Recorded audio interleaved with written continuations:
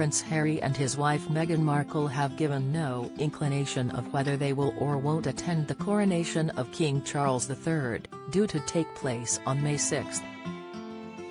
Since the revelations made in their 6-part Netflix documentary, and the brutal honesty delivered by Harry in his memoir, reports have suggested that the royal family have concerns about the Duke and Duchess of Sussex attending Charles' big day.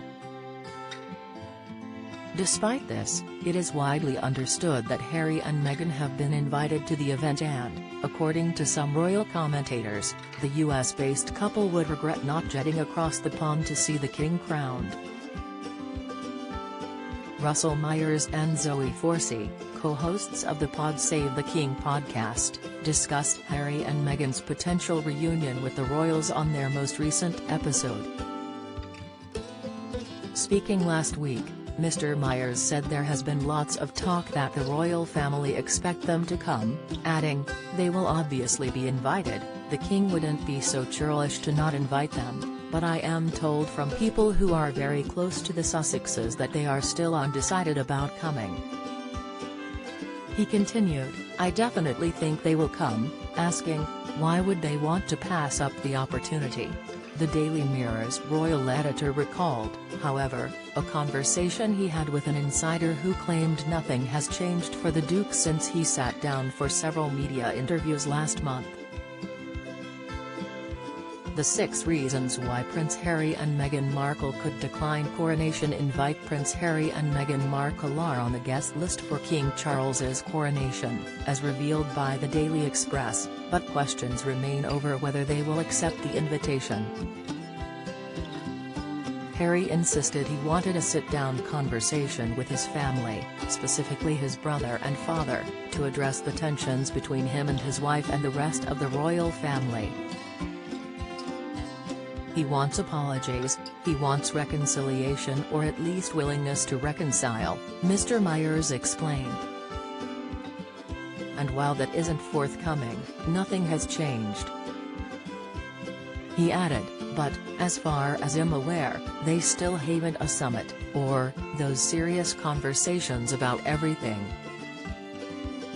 And I don't think they will be too forthcoming before the coronation, but I definitely think they will come. I can't imagine for a second that they would pass up the opportunity to be at such an event." Ms. Forsey agreed, saying, "Regardless of what the tensions are now, it's such a historic event. If they don't go, they will always have that regret that they weren't a part of it." Their comments come after reports suggested that the Duke and Duchess would not attend the coronation if they were greeted with the same awkward tension as the late Queen Elizabeth II's Platinum Jubilee celebrations in June and her funeral in September. Mr. Myers argued, "That puts them in a pretty awkward position because I reckon it is going to be the same. There are several members of the family who are still very, very deeply hurt and think that Harry and Meghan shouldn't be at the coronation. They don't want them there because they think it will just turn into a complete circus." The commentator recounted the day of Queen Elizabeth's death when several members of the royal family travelled together to be with Her Majesty at Balmoral. While Prince William, Prince Edward, Sophie, Countess of Wessex, and Prince Andrew all flew on the RAF jet, Harry was forced to travel alone.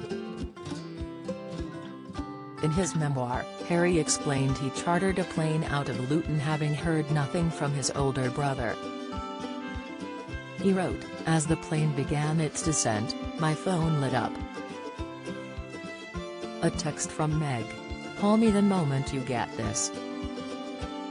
I checked the BBC website. Granny was gone." Upon arriving at Balmoral, the prince was greeted by his aunt Princess Anne. According to the book, Harry did not see his brother or father during his brief trip to the Scottish residence, and he and William barely exchanged a word during the funeral. Mr. Myers said, "There were absolutely no pleasantries from his family. And this is before the book, so how can it not be the same? They don't want to welcome him with open arms. There are people who are very, very wary of Harry and Meghan. And so the issue still remains. If there is a cooling of tensions, I don't think it's going to be anytime soon. So Harry might have to just suck it up and get used to it. While Mr. Myers is almost certain the Sussexes will attend the King's coronation, others are not so sure. Richard Fitzwilliams, royal expert and commentator, suggested Harry may choose to stay at home to avoid further public ridicule. As it is well documented, snippets from Spare raised a few eyebrows, with many questioning why the prince chose to share such intimate information, notably his suffering of a frostbitten penis following a trip to the North Pole. More recently, he and Meghan were the subject of a satirical episode of South Park during which the Prince and Princess of Canada attempted to escape the limelight. The episode poked fun at the prince's book titled Wog and saw the couple go on a worldwide privacy tour to insist they wanted to live a life away from the spotlight. Mr. Fitzwilliams told the Mail Online, "A lot of people have been laughing at them. Harry's revelations about losing his virginity, experiences with drugs and penile frostbite have given rise to much mirth. Viewers of South Park have seen their desire for privacy mercilessly mocked, and with reason." Moreover, the commentator said Harry's security concerns may influence his decision. He explained, Harry's concerns over security, which will not be helped by his revelations about the number of Taliban insurgents he personally killed, may also be a factor as he has a case pending against the Home Office on this issue. It is thought that confirmation of Harry and Meghan's attendance will not be announced until much closer to the date of the coronation.